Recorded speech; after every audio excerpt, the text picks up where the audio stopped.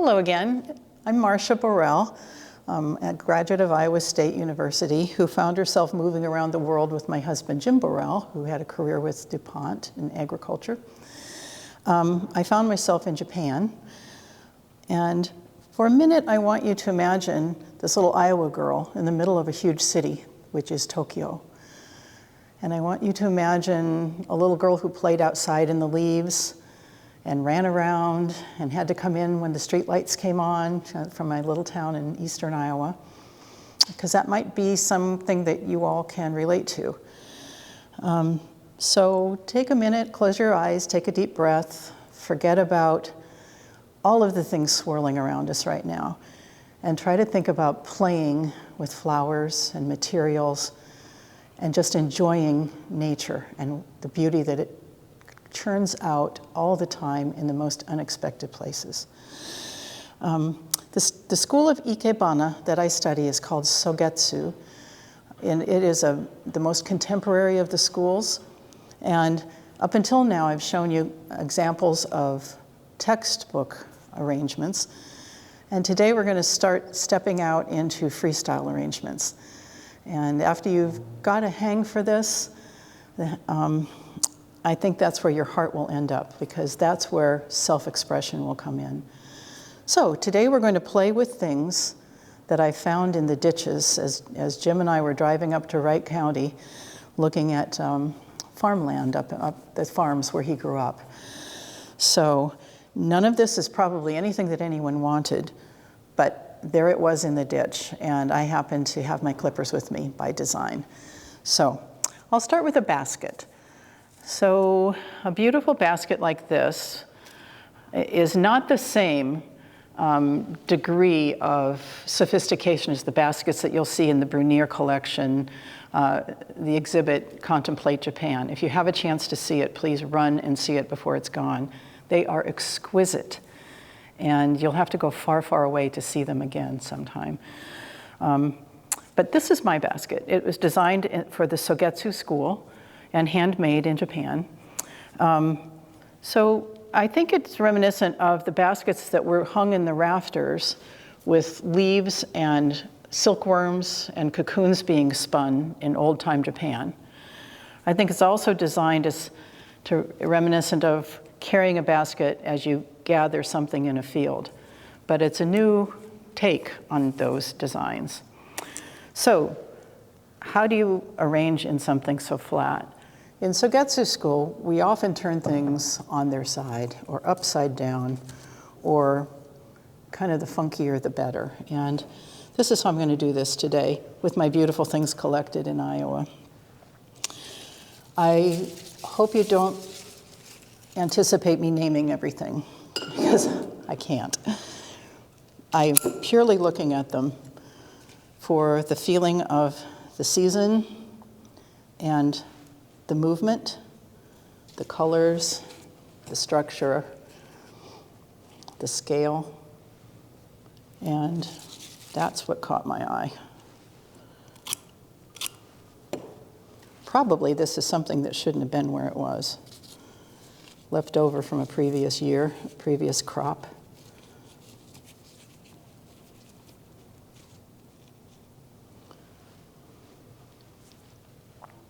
I have a lot more than I actually need here, but I just couldn't help myself.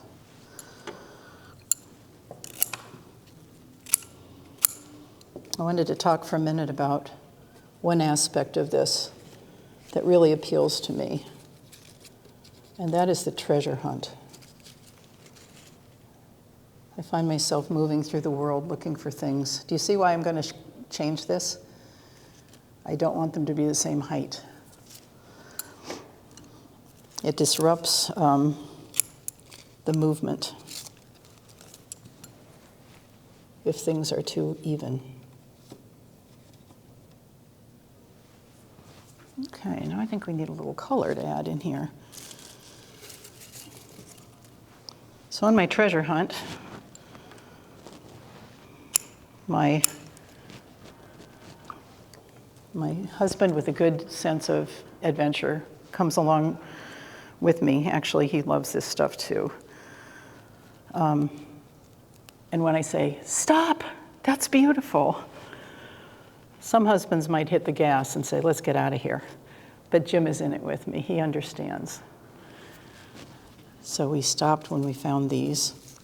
And I only just learned it's called compass flower from the aster family.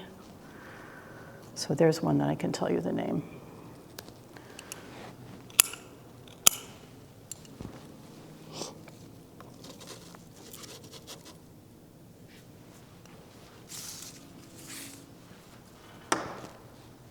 Try to vary the size now.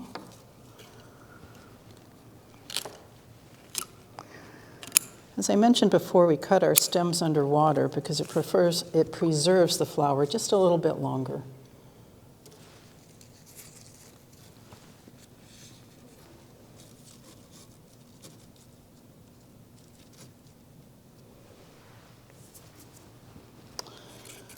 Sofu Teshigahara was the founder of this new way of doing Ikebana.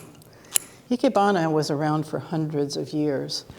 It began as a way to offer flowers in a temple.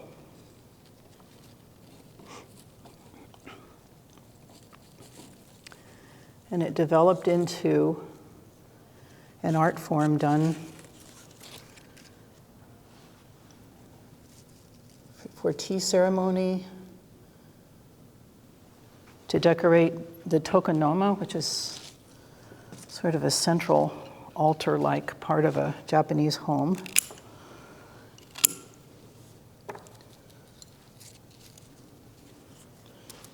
And then it was learned by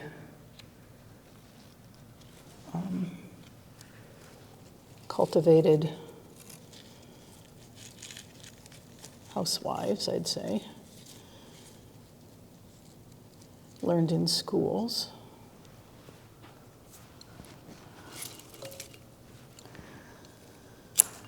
But Sofu was born in the year 1900, which makes him a contemporary of the modernists.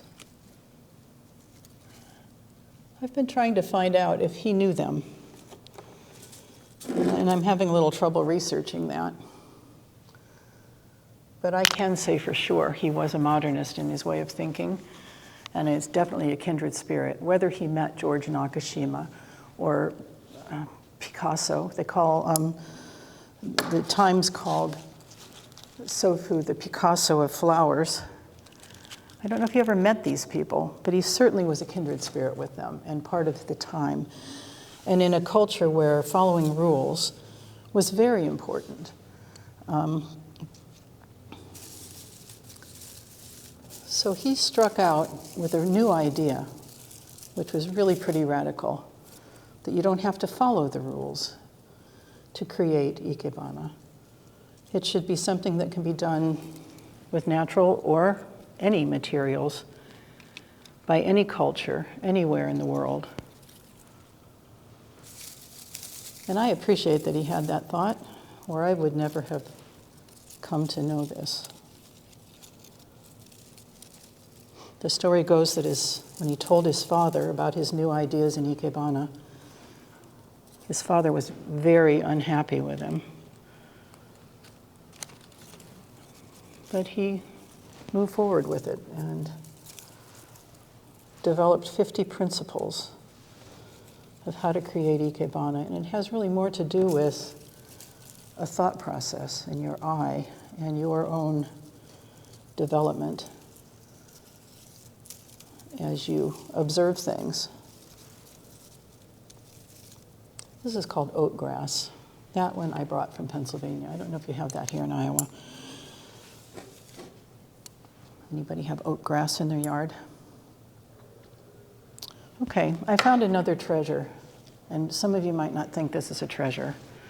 I had a lot of trouble with myself cutting it because I knew that monarch butterflies were going to need this. But I brought 2 of them with me. But it's one of the wonderful things I found as we were driving around Wright County. I like the way the line is going in this arrangement, and I like the motion of the oat grass. I really want to use these, and that's dangerous to try to add something just because you want to use it.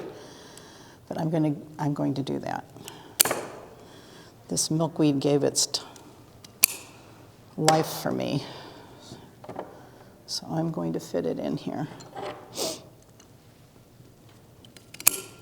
If I were doing this arrangement to last somewhere, you can probably see in my cutting water the milk just flowing out of it.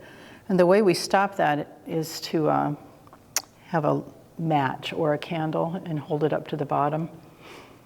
We do that with milkweed and with poinsettias, do that too.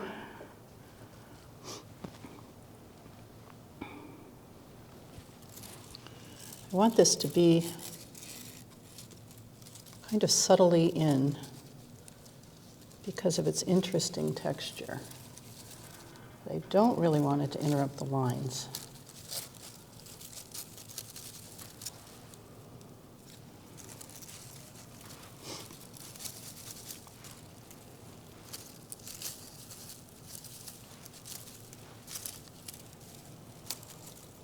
Another hard part is saying, we're done. But to me, this is a finished arrangement. You might look at things and say, this is old and withered. These are dried out. These aren't perfect anymore. But it evokes a season and a time of year. It evokes a passage of time. And it says what I wanted to say. So happy fall to you.